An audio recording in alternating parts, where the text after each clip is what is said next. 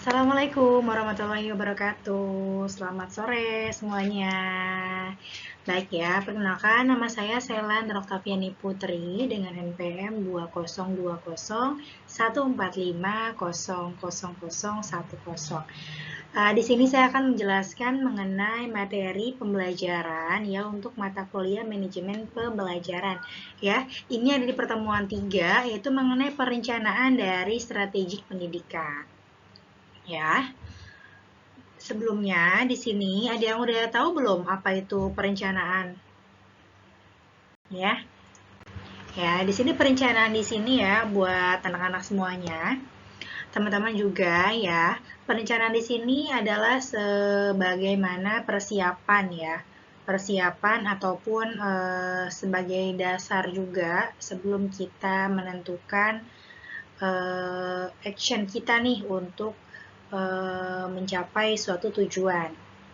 Ya, perencanaan di sini dijelaskan dapat membantu melihat dengan jelas berbagai tujuan yang ingin dicapai.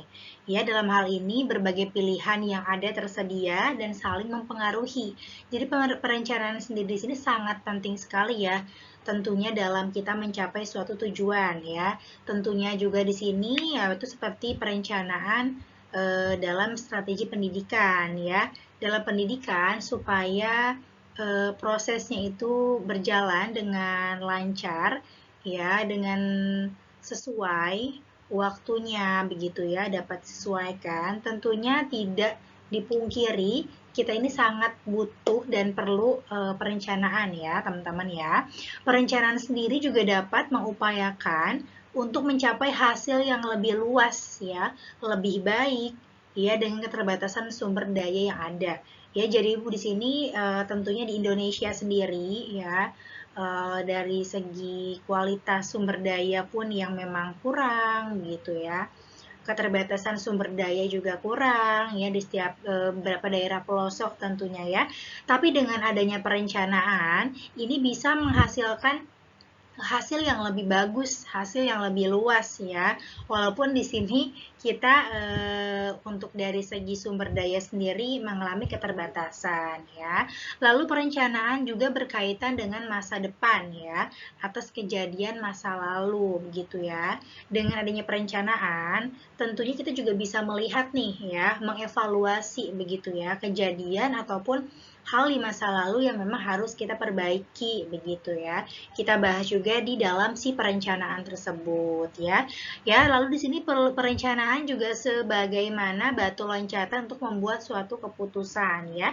Batu loncatan di sini bisa diartikan sebagai salah satu hal ya, yang mana ketika kita melaksanakan satu hal tetapi tidak bisa terselesaikan secara baik, di sini peran perencanaan sendiri sebagaimana cadangan ya, seperti itu ya. Dengan mudahnya kalau dari bahasa kita sendiri bisa kita artikan sebagai cadangan, batu loncatan. Ketika kita tidak bisa mencapai satu tujuan itu dengan waktu yang tepat begitu ya, kita bisa mencari batu loncatan, membuat strategi baru gitu ya dengan adanya si perencanaan tersebut ya. Lalu suatu proses ya yang berkesinambungan, kemana, cara, bagaimana, dan cara apa yang bisa kita lalui gitu ya. Tentunya dalam perencanaan sendiri tadi ya, seperti yang sudah saya jelaskan, sangat penting sekali untuk mencapai suatu tujuan. Apa pentingnya begitu ya? Dengan adanya perencanaan, kita akan tahu nih arah kita mau kemana begitu ya. Jadi saya beri contoh, misalkan kita mau ke suatu daerah, misalkan mau ke pasar gitu ya. Kita udah punya rencana nih ya di sini. Kita harus melewati jalan ini gitu ya. Dari jalan ini kalau misalkan kita tidak bisa melalui jalan ini, nah ini tadi ya batu loncatan gitu ya. Kita harus mempersiapkan, prepare alternatif-alternatif jalan yang lain. Ya, selain itu bagaimana? Bagaimana di sini kita bahas mengenai metodenya. Kita mau ke pasar mau naik apa nih? Mau naik motor, sepeda, ataupun angkutan umum ya. Lalu apa begitu ya. Selanjutnya di sini perencanaan juga sebagai perencanaan yaitu bagian dari integral ya dari pengelolaan pendidikan. Ya, dalam mengelola pendidikan sendiri tentunya harus ada yang namanya perencanaan, teman-teman ya. Perencanaan di sini seperti kita sebagai tenaga pengajar ya. Kita harus menyusun RPP, silabus begitu ya supaya apa yang memang sudah kita rencanakan untuk pembelajaran kita, misalkan dalam 1 semester ini, begitu ya, dapat dilalui dari segi waktu juga bisa sesuai, begitu ya, dari segi materinya juga pas, begitu ya. Dan yang terpenting juga dari segi peserta didik juga bisa memahami nih ya. Maka dari itu dari perencanaan sendiri kita bisa menentukan nih metode yang kita pakai sebagai cara kita memberikan arahan materi kepada peserta didik itu seperti apa. Kita harus menentukan secara baik begitu ya. Selanjutnya ada unsur-unsur dari perencanaan ya. Unsur-unsurnya apa aja nih di sini teman-teman ya.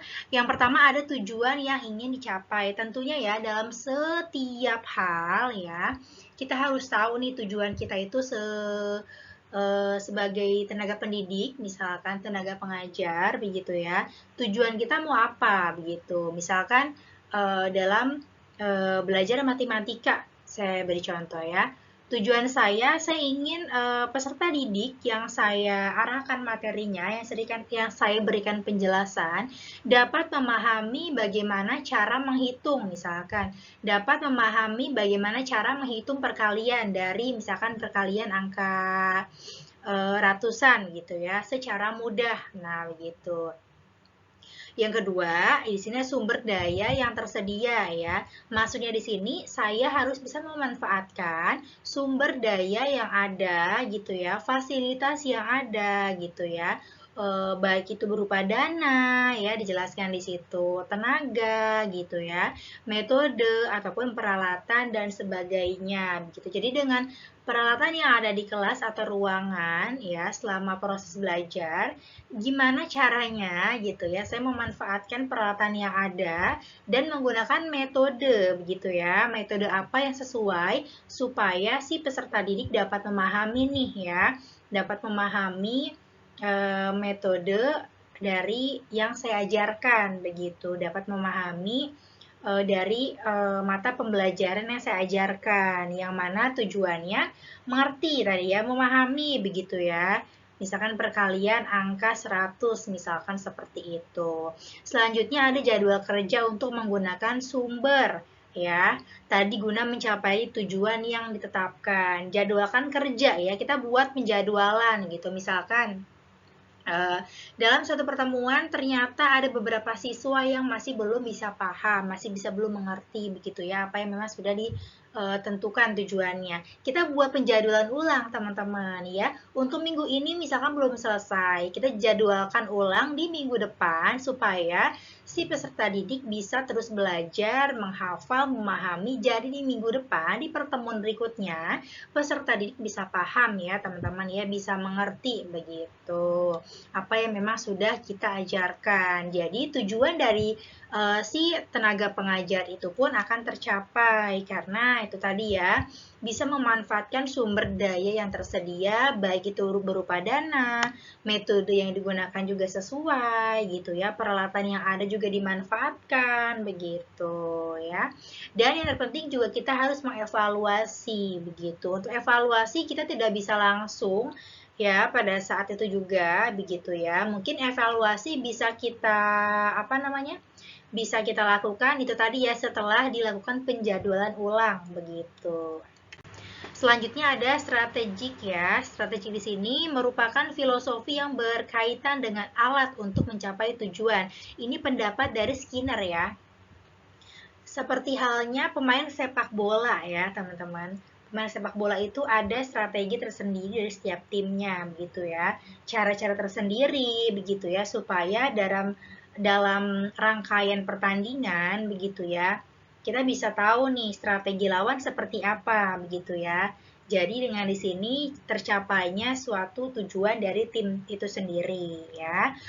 Di sini strategi juga merupakan suatu seni menggunakan pertempuran untuk memenangkan perang ya, seperti tadi ya. Bukan cuma ada di dalam dunia pendidikan, teman-teman, dari perang pun tentu membutuhkan strategi. Lalu gimana nih teman-teman? Strategi dalam pendidikan itu seperti apa ya? Strategi dalam pendidikan itu seperti yang tadi sudah saya jelaskan ya, mengenai kita menyusun misalkan dari tenaga pengajar ya, menyusun RPP, menyusun silabus ya. Nah, apa yang tertera di situ, tertera di silabus misalkan ya, kita harus tahu nih strategi kita mengajar itu seperti apa ya, karena setiap tingkatan siswa, tingkatan belajar gitu ya, tidak bisa kita samakan juga nih teman-teman ya, apalagi kita sebagai mahasiswa begitu ya, dalam cara menerima arahan dari tenaga pengajar kita tidak mungkin kan disamaratakan dengan anak SD, anak SMP, begitu ya, tidak mungkin bisa disamakan. Jadi namanya strategi, kita juga harus bisa menyesuaikan dengan siapa ini kita yang akan berikan arahan begitu ya, apa yang ingin kita tuju begitu. Jadi harus bisa menyesuaikan ya, tidak bisa kita samaratakan. Berikutnya, siapa perencana strateginya begitu ya. Kembali lagi ya, di sini orang-orang yang paling bertanggung jawab atas keberhasilan atau kegagalan suatu organisasi. Ya, ada Chief Executive Officer atau CEO, ada presiden, pemilik ataupun owner ya, ketua dewan, ada direktur eksekutif, rektor, dekan ataupun pengusaha ya. Dalam lingkup yang kecil ya, siapa perencana strategi itu kita bisa lihat di kelas ya. Perencana strategi kita bisa lihat di kelas ya, atau kita bisa tentukan ketua kelas begitu ya, misalkan ketua kelas. Strateginya apa nih? Supaya dalam pembelajaran kita tetap merasa nyaman gitu. Kita tetap merasa fasilitasnya dapat digunakan secara baik gitu. Misalkan kebersihan kelas juga begitu kan, supaya belajar nyaman gitu ya. Kita juga tidak merasa risih, tidak bisa merasa terganggu. Apa nih strateginya? Nah, itu dia ketua kelas menyusun jadwal piket misalkan, supaya ruangan kelas juga tetap bersih, nyaman, jadinya dalam proses pembelajaran juga berlangsung dengan nyaman ya. Begitu. Selanjutnya ada perencanaan strategi ya.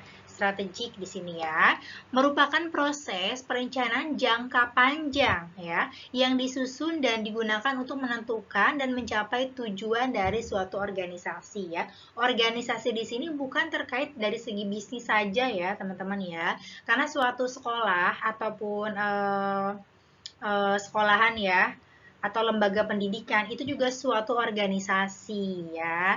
Jadi di sini perencanaan itu prosesnya bukan untuk jangka panjang, karena di sini dari segi strategi perencanaan atau perencanaan strategi di sini kita bisa susun nih ya, jangka pendek ya, jangka menengah ataupun jangka panjang ya. Jangka pendek biasanya kita lihat dari bulanan begitu ya, atau per 3 bulan begitu ya. Jangka menengah mungkin bisa kita lihat per semester atau per 6 bulan begitu ya. Lalu jangka panjang mungkin kita bisa buat evaluasi per tahun ya, per tahun atau per 2 semester begitu. Dijelaskan juga menurut Bernard Taylor, di sini saya ambil salah satu pakarnya, perencanaan strategik lebih merupakan salah satu peranan manajemen yang paling kritis ya, yang memusatkan perhatian pada efektivitas ya.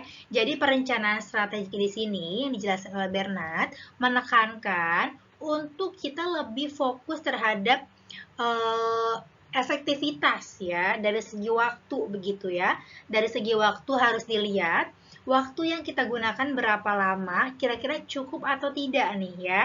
Cukup atau tidak kita mencapai tujuan ini.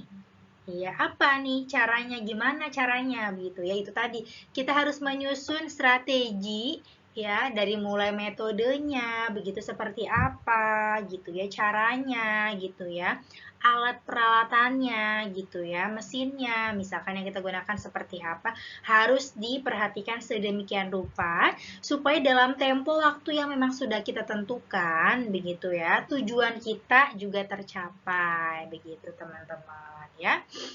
Selanjutnya, bagaimana dengan manajemen strategi ya? Di sini saya mengambil satu pakar, ada dari Hanger dan Wellen ya, berpendapat manajemen strategi adalah serangkaian keputusan manajerial ya dan kegiatan-kegiatan yang menentukan keberhasilan. Ya, kegiatan tersebut terdiri dari perumusan atau perencanaan strategi, pelaksanaan atau implementasi dan evaluasi ya. Jadi beliau berpendapat kalau manajemen strategi tersebut harus terdiri dari beberapa rumusan ya, perencanaannya, pelaksanaannya, begitu ya, implementasinya dan jangan lupa evaluasi. Evaluasi di sini sangat penting supaya kita bisa memperbaiki begitu ya hal di masa lalu yang tadi sudah dijelaskan di awal supaya di masa yang akan datang berikutnya gitu ya bisa kita perbaiki begitu ke yang lebih baik lagi ataupun mungkin kita juga bisa merevisi, bisa melihat seperti apa ini kurangnya apa begitu ya, kelebihannya apa. Kira-kira misalkan dalam waktu sekian kita bisa begitu ya mencapai tujuan kita begitu. Berikutnya ada proses perencanaan strategi ya. Di sini saya mengambil dari satu toko menurut John Pierce, 2 dan Richard ya. Ada 9 langkah ya teman-teman, dirumuskan di sini ada 9 langkah. Yang pertama penentuan misi dan tujuan ya. Bukan cuman kita hidup harus mempunyai misi, suatu organisasi juga dalam serangkaian tujuannya begitu ya harus mempunyai misi ya, tujuan begitu ya. Apa aja nih, apa saja yang mau ditargetkan? Bagaimana cara melakukannya? Bagaimana cara mencapainya? Begitu ya. Gimana cara mencapainya supaya bisa tercapai gitu ya. Diperlukan misi ya. Misi di sini diperlukan begitu. Begitupun dengan visi ya. Visi misi itu udah hal yang apa namanya? Saling keterkaitan, saling berkaitan begitu ya. Jadi harus disandingkan begitu ya. Berikutnya ada pengembangan profil lembaga. Pengembangan profil lembaga di sini menurut saya lebih ke arah kita branding ya. Lembaga ini branding supaya memang dari pengembangan profil lembaga di sini supaya lebih banyak dikenal di halayak umum.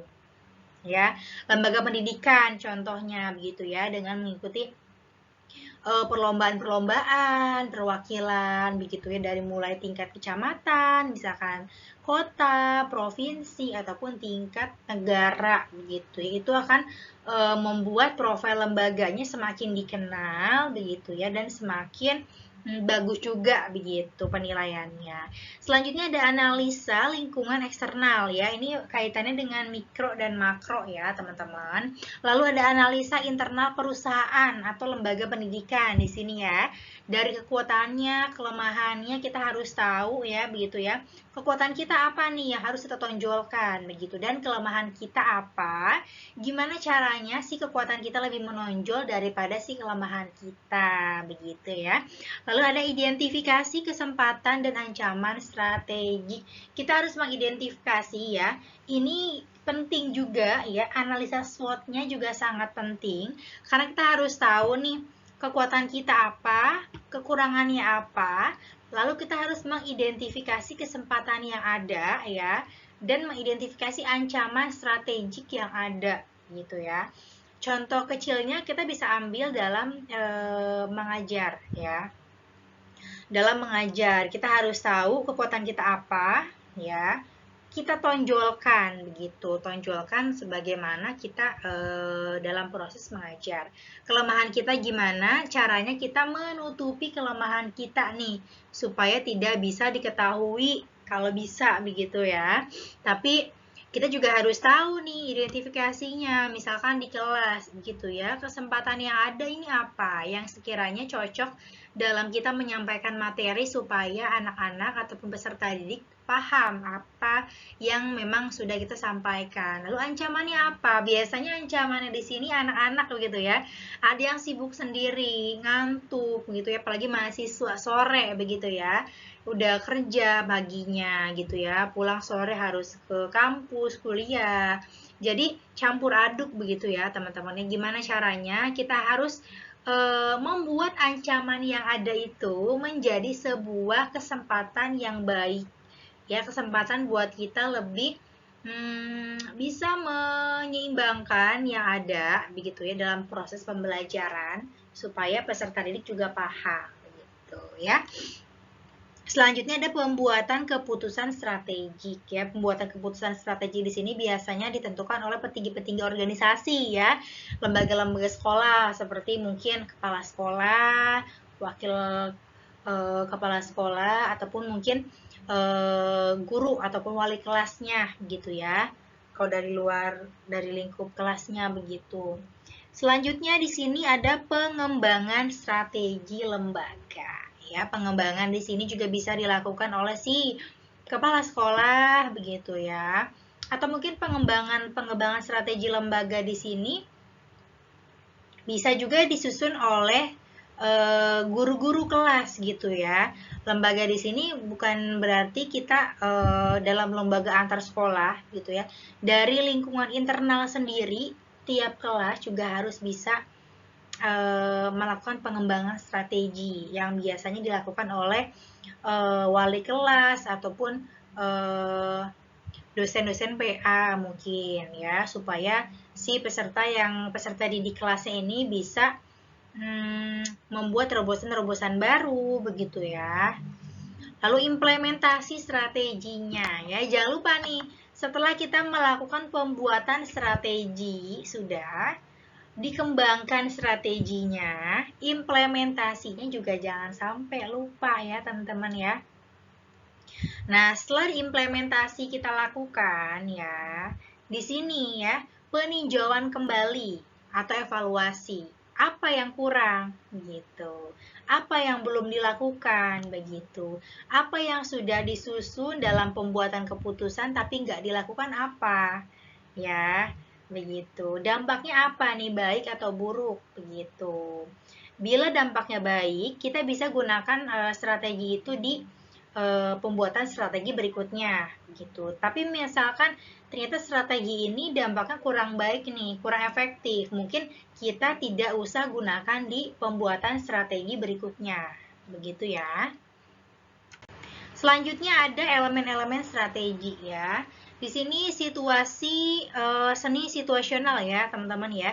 Keterampilan pejabat eksekutif mendesain keputusan yang didasarkan pada sumber daya organisasi, nilai-nilai manajerial, dan kemungkinan adanya peluang, tetapi juga tantangan dari lingkungan ya.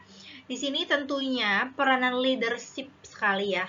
Peranan sebagai leader ya harus mendesain keputusan yang memang didasarkan dari sumber daya organisasi yang ada ya.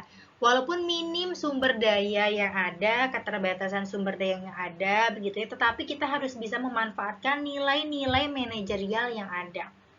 Harus memanfaatkan nilai-nilai manajerial, memanfaatkan peluang dan kemungkinan yang ada. Ya, apalagi seperti sekarang ini ya, di era teknologi ya, teman-teman ya. Di era teknologi, semua hal itu gampang banget viral ya. Gampang banget viral. Jadi gimana pun caranya, kita harus bisa mengaitkan suatu hal mengikuti dengan teknologi yang ada, begitu ya, supaya apa yang kita lakukan tentunya dalam segi elemen-elemen strategik di sini juga tidak ketinggalan zaman nih, tapi tetap up to date begitu. Ya, lalu di sini ada tujuan dan sasaran. Tujuannya mau mencapai apa nih? Misalkan ya dengan ditentukan tujuan, kira-kira sasaran kita apa? Gitu. Misalkan dalam segi penjualan begitu ya, ataupun dalam segi biasanya dalam sekolah-sekolah, lembaga-lembaga pendidikan swasta ya teman-teman ya. Tujuannya ini kita misalkan dalam penerimaan siswa baru begitu ya. Tujuan kita ini tujuan kita untuk mendapatkan sebanyak mungkin siswa misalkan ya. Sasarannya apa nih? Mungkin membagikan brosur-brosur gitu ya. Misalkan sasarannya kita harus memaksimalkan peserta didik ya. Misalkan 90% dari lingkungan sekitar sekolah. Itu tadi membagikan brosur-brosur, pamflet begitu ya. Memberikan misalkan diskon-diskon menarik, misalkan adanya keringanan untuk yang berprestasi. Jadi walaupun kita bertujuan untuk merekrut bukan merekrut ya, mendapatkan sebanyak mungkin siswa begitu ya di lingkungan sekolah, tapi kita juga bisa mendapatkan tetap menghasilkan siswa-siswa yang berprestasi ya, yang bagus begitu ya. Lalu ada produk keunggulan kompetitif ya. Mungkin dari segi apa namanya? Kalau dari segi lembaga pendidikan ya, untuk produknya untuk sejenis mata pelajaran mungkin udah biasa ya teman-teman ya, udah biasa, memang sudah seharusnya ada begitu ya. Tapi mungkin kita bisa tonjolkan dengan segi ekstrakurikuler ya. Buat sedemikian variasi ekstrakurikuler yang mungkin berbeda dari sekolah-sekolah yang lain.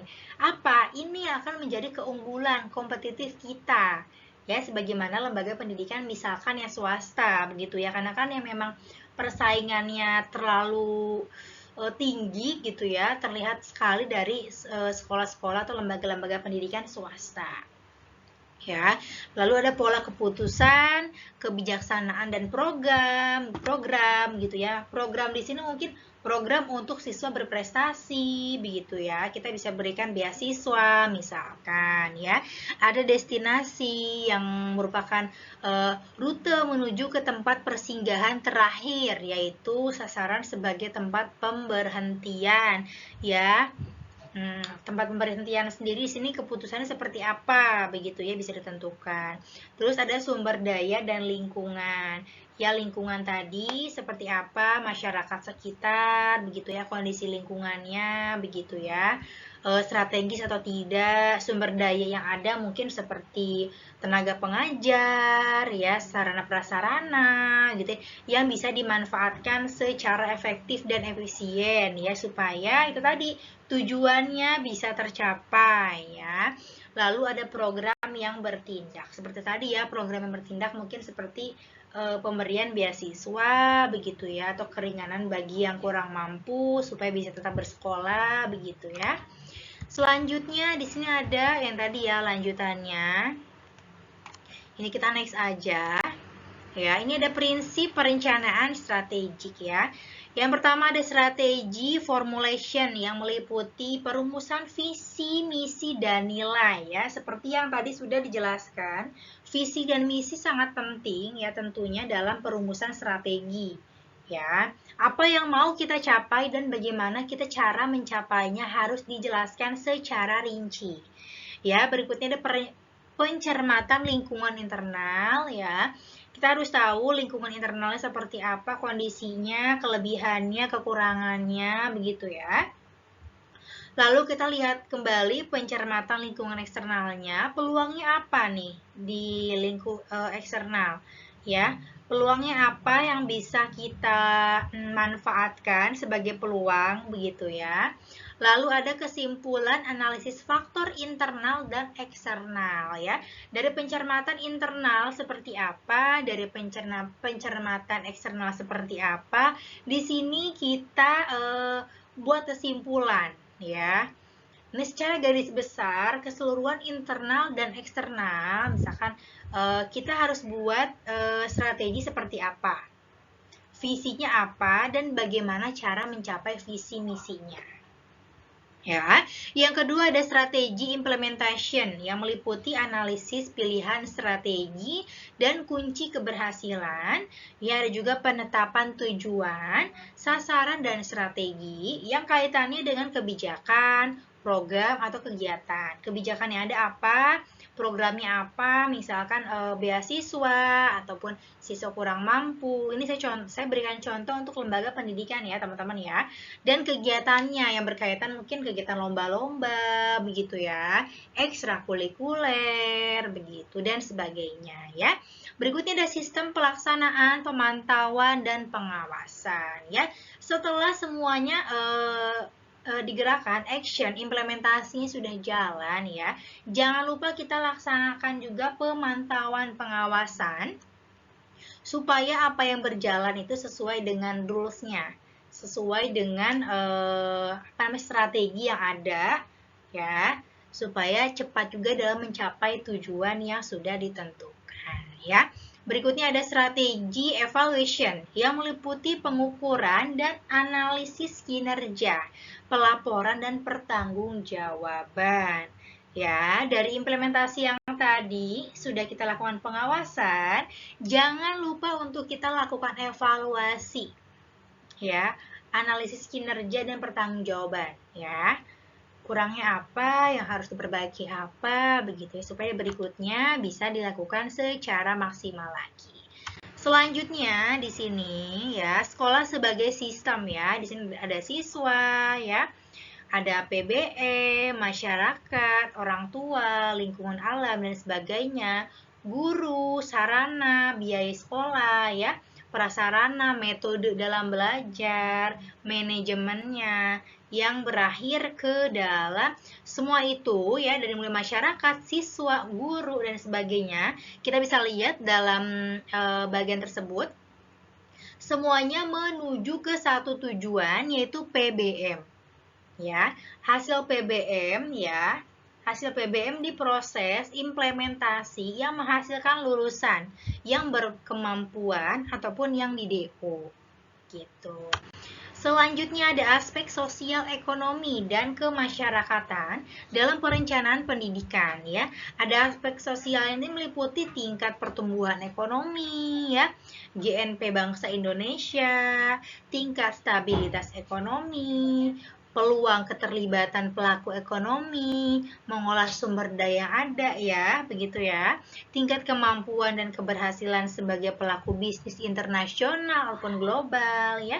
Ada tingkat ketergantungan pertumbuhan ekonomi bangsa lain, income per kapita daerah ataupun nasional, dan tingkat produktivitas dan tingkat perilaku konsumtif warga negaranya. Jadi aspek-aspek ini sangat penting ya dalam perencanaan pendidikan ya. Selanjutnya ada pendayagunaan pembangunan pendidikan ya. Teman-teman di sini bisa kita lihat bersifat sektoral ya. Bersifat sektoral sendiri setiap daerah ya. Setiap daerah tentunya dalam pendayagunaan pembangunan untuk pendidikan tentunya berbeda. Ya, karena dari segi APBN ya, untuk setiap daerah yang digunakan untuk pendidikan tentunya berbeda ya, tidak bisa disamaratakan ya. Walaupun memang kalau kita lihat kurang adil ya teman-teman ya, seperti itu. Seharusnya dalam segi pendidikan kita untuk menciptakan sumber daya manusia memang berkualitas, tentunya penting sekali ya teman-teman ya, dalam segi pendidikan itu kita tingkatkan kualitas pendidikannya ya. Tapi kalau misalkan dalam apa sih namanya, dalam pembiayaan pendidikan saja tidak disamaratakan, bagaimana bangsa ini bisa menghasilkan sumber tenaga kerja ataupun sumber daya manusia yang berkualitas gitu ya. Ada perencanaan strategik ya, tadi sudah disampaikan skala prioritas yang mana kita harus mengutamakan suatu hal yang memang lebih kita butuhkan daripada lebih yang kita inginkan ya. Cuman kebanyakan ya saat ini kita lebih mengutamakan apa yang memang kita inginkan, betul ya, daripada apa yang memang seharusnya kita butuhkan ya. Harus kita perhatikan lagi ya, kita harus mengutamakan yang memang dibutuhkan terlebih dahulu ya. Inilah pentingnya skala prioritas ya. Ada asas keseimbangan, evaluasi, pengawasan secara konsisten dan kontinu ya. Evaluasi tadi ya, setiap hal tujuan yang akan kita capai ya, harus sekali dilakukan evaluasi teman-teman ya, supaya apa? Supaya kedepannya kita bisa tahu nih ya, hal yang kurang dan hal yang lebih begitu ya, bisa kita pertimbangkan baiknya digunakan lagi metode itu ataupun tidak. Itulah fungsinya dari si evaluasi. Ya, ini contohnya, saya akan memberikan contoh ya, menjadi lembaga diklat yang menghasilkan tamatan yang unggul dan berakhlak mulia. Ya, ini tadi ya, dengan kita menerapkan tujuan, ya, lalu kita buat perencanaan dan strategi, begitu ya, ini hasilnya, ya. Lembaga diklat akan menghasilkan tamatan yang unggul dan berakhlak mulia. Seperti yang tadi kita jelaskan di bagan ya, teman-teman ya. Di bagan dijelaskan ya, akhirnya itu lulusan yang berkemampuan, yang berkualitas atau lulusan yang tidak berkualitas ataupun yang di DO. Ya, itu hasil akhirnya. Nah, dari sini kita bisa melakukan evaluasi, bisa berevaluasi gitu ya. Bisa melakukan penilaian ya, ataupun peningkatan di kemudian ya. Teman-teman, cukup sekian untuk materi kita kali ini ya. Semoga kalian bisa memahami apa materi yang sudah saya sampaikan. Ya, saya pun mohon maaf apabila dalam penyampaiannya masih ada kata-kata yang tidak sesuai begitu ya. Masih banyak kata-kata yang mungkin menyinggung ataupun kurang berkenan, mohon dimaafkan ya. Seperti itu, semoga selalu sehat kita semua, selalu dimudahkan dalam mencapai tujuan yang kita inginkan. Semangat selalu buat kita dalam belajar, dalam berproses, semangat. Terima kasih. Wassalamualaikum warahmatullahi wabarakatuh.